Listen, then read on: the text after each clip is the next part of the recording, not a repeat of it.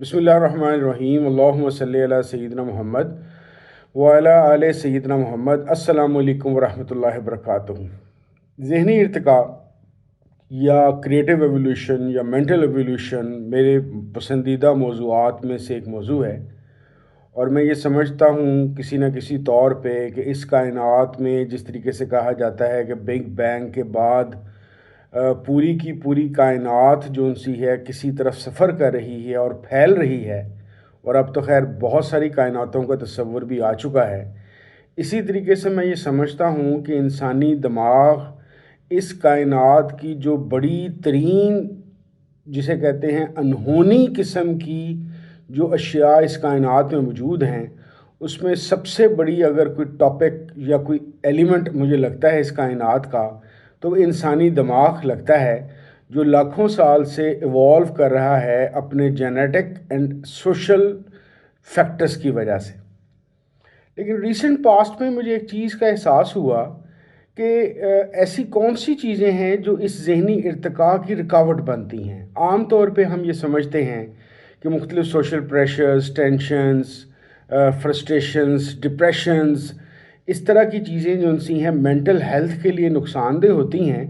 और आहिस्ता आहिस्ता ये घुन की तरह इंसानी दिमाग को इस तरह से खाती हैं कि इंसान का जो क्रिएटिव या इंटेलेक्चुअल एवोल्यूशन का एक प्रोसेस है वो रुक सा जाता है। बहुत रीसेंट पास्ट में मुझे एक और चीज़ का एहसास हुआ कि मेरे ख्याल के मुताबिक इन तमाम चीज़ों से भी बढ़ के वो चीज़ जो इंसान के इंटेलेक्चुअल एवोल्यूशन को नुकसान देती है, वो उसका रिलेटेड है एक एलिमेंट, और वो है एलिमेंट ऑफ इखलाकियात या मोरालिटी। मोरालिटी एक ऐसी चीज़ है कि जिसकी वजह से इंसान मुख्तलिफ़ किस्म के सोशल प्रेशर्स और इश्यूज़ का शिकार होता है, और उसकी फ्रस्ट्रेशंस और टेंशन्स को लेते हुए इंसानी दिमाग का जो सा एक अपना बायोलॉजिकल स्ट्रक्चर है उस पर भी इम्पैक्ट आता है, और जो सा एक नॉन बायोलॉजिकल एक साइकोलॉजिकल स्ट्रक्चर है उस पर भी इम्पैक्ट आता है। मेरी अगर आप वीडियोस देखते रहे हैं तो मैं अक्सर 7 न्यूरो ट्रांसमीटर्स का जिक्र करता रहा हूँ, जिन 7 न्यूरो ट्रांसमीटर्स की वजह से इंसान के मूड्स, उसकी क्रिएटिविटी, उसकी हैप्पीनेस, उसकी सारो, उसकी क्रिएटिविटी मैनेज भी होती है, डेवलप भी होती है, और इनके अंदर कोई डिस्टर्बेंस आने की वजह से ये डैमेज भी हो जाती है।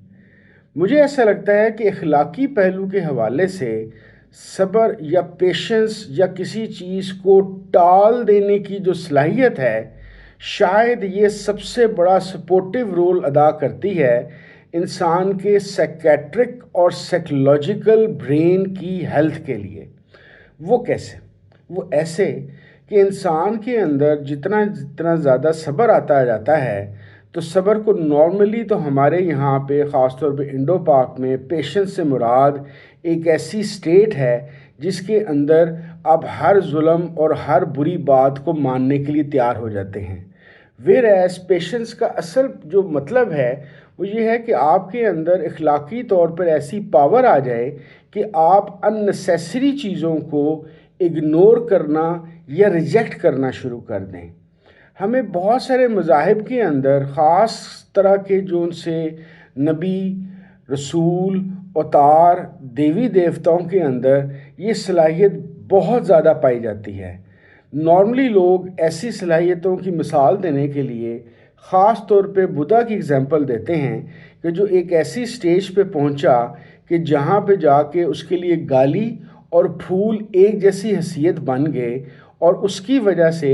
वो मेंटली या रूहानी तौर पर इतना कंसंट्रेट होना शुरू हो गया कि उस कंसंट्रेशन ने उसकी एक किस्म की बुलंदी या इर्तिका का सफ़र उसके लिए आसान कर दिया। मेरे लिए इससे भी बड़ा जो सबक है